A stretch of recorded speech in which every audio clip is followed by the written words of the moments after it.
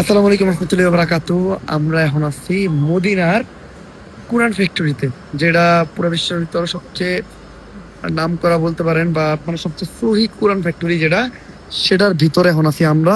এই যে দেখতে পারতেছেন আমাদের সামনে, এই যে মানে এই কোরআনের আমাদের উপরে যে পাট্টা বা এর একদম একটু প্রস্তুত করা কোরআন।